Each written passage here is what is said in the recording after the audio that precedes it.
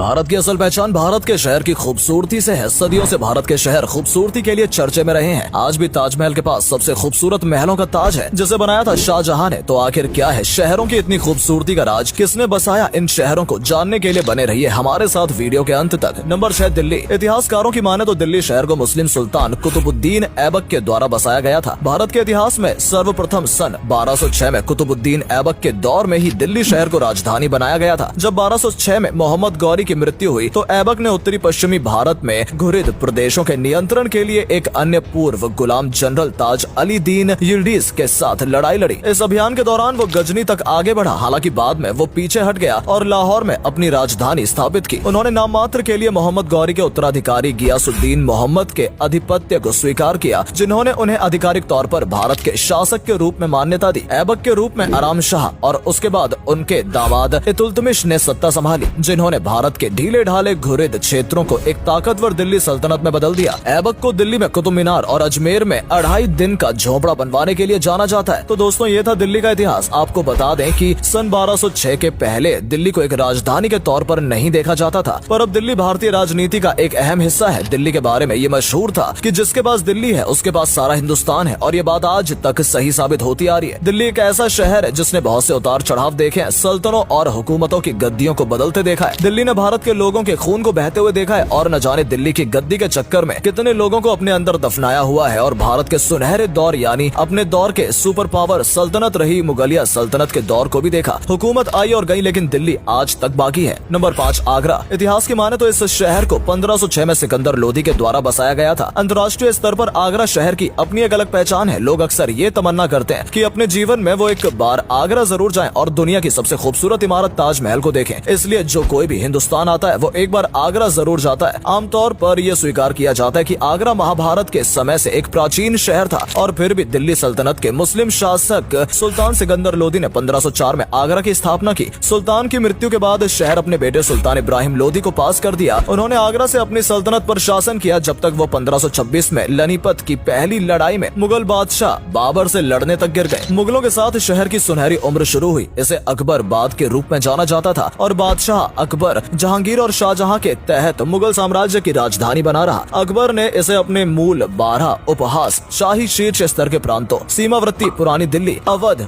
औध, इलाहाबाद, मालवा और अजमेर सुहाहों में से एक का नामित सीट बना दिया। शाहजहां ने बाद में 1649 में अपनी राजधानी शहजानाबाद में स्थानांतरित कर दी। आगरा धर्म का जन्म स्थान है, जिसे दीन इलाही कहा जाता है, जो अकबर के शासनकाल और राधा स्वामी विश्वास के दौरान विकसित हुआ, जिसमें दुनिया भर में लगभग 2 लाख अनुयायी हैं। आगरा के पास जैन धर्म के शौरीपुर और 1000 ईसा पूर्व हिंदू धर्म के रेणुका के साथ ऐतिहासिक संबंध है। नंबर 4, लखनऊ। यूपी की राजधानी लखनऊ को भी एक मुस्लिम ने ही बसाया था। आपकी जानकारी के लिए बता दूं, लखनऊ को सन 1732 में नवाब सादत अली खान के द्वारा बसाया गया था। ये एक ऐसा शहर है जिसको अजीब तहजीब और जबान के लिए जाना जाता है। वैसे तो लखनऊ की गिनती हमेशा ही दुनिया के खुशहाल शहरों में होती है। यहाँ के नवाबों द्वारा बनाई गई इमारतों का शोर आज भी पूरी दुनिया में होता है। नंबर 3, हैदराबाद। हैदराबाद का इतिहास लगभग 400 साल पुराना है और कुतुब शाही राजवंश से शुरू होता है। हैदराबाद शहर एक ऐतिहासिक शहर है जो अपने विरासत, स्मारकों, मंदिरों, चर्चों, मस्जिदों और बाजारों के लिए जाना जाता है। आपकी जानकारी के लिए बता दूं कि हैदराबाद शहर हमेशा से ही भारतीय मुस्लिम राजनीति का एक अहम बिंदु रहा है। निजामों के दौर से लेके आज तक इस शहर ने भारतीय राजनीति को एक से बढ़कर एक दिग्गज दिए। लेकिन क्या आपको पता है, हैदराबाद शहर को सन 1591 में मोहम्मद कुली कुतुब शाह के द्वारा बसाया गया था। इसे चार मीनार के चारों ओर बनाया गया था, जो शहर का केंद्र बिंदु था। हैदराबाद हीरे और मोतियों का एक महत्वपूर्ण व्यापारिक केंद्र और संस्कृति का केंद्र बन गया। मुगल शासन की एक संक्षिप्त अवधि के बाद हैदराबाद के पहले निजाम ने 1724 में शहर पर विजय प्राप्त की। निजामों ने बाद में अंग्रेजों के साथ एक सहायक गठबंधन पर हस्ताक्षर किए और उनका क्षेत्र हैदराबाद राज्य बन गया, जो हैदराबाद शहर के साथ ब्रिटिश भारत की सबसे बड़ी रियासत थी। इसकी राजधानी इस अवधि के दौरान हैदराबाद में उद्योग, रेलवे, आधुनिक शिक्षा और वायु मार्ग विकसित हुए। नंबर 2, अहमदाबाद। अहमदाबाद गुजरात राज्य का सबसे बड़ा शहर है।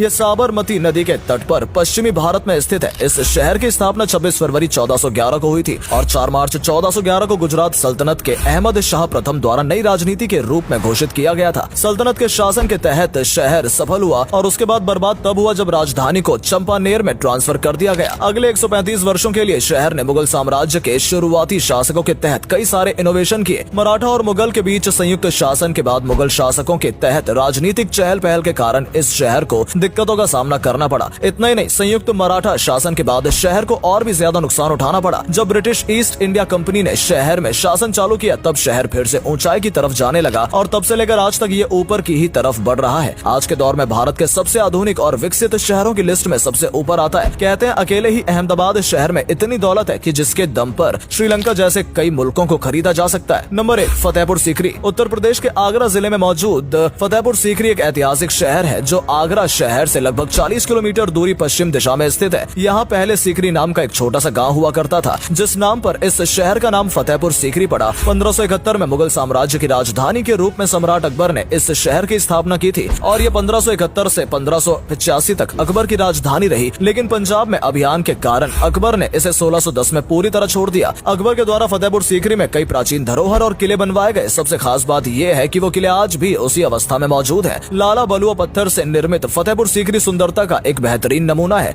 ये जगह इतनी सुंदर है कि इसे देखने के लिए बड़ी तादाद में लोग आते हैं। ये शहर भारत के मुगल कलाकारों का एक बेहतरीन नमूना है। कभी मुगल साम्राज्य की राजधानी माने जाने वाले इस शहर का मुगलों के इतिहास में एक विशेष जगह है, जिसे 1986 में यूनेस्को की विश्व धरोहर स्थल के रूप में घोषित किया गया था। भारत के और शहरों की तुलना में फतेहपुर सीकरी के स्मारकों बेहद ही खूबसूरत हैं और लोगों को आकर्षित करते हैं। इस जादुई शहर में मुगल कलाकारों की कला देखने के लिए लोग एक बार नहीं बल्कि बार बार जाने का उनका मन करता है। यूनेस्को की विश्व धरोहर स्थल के रूप में घोषित किया गया था। भारत के और शहरों की तुलना में फतेहपुर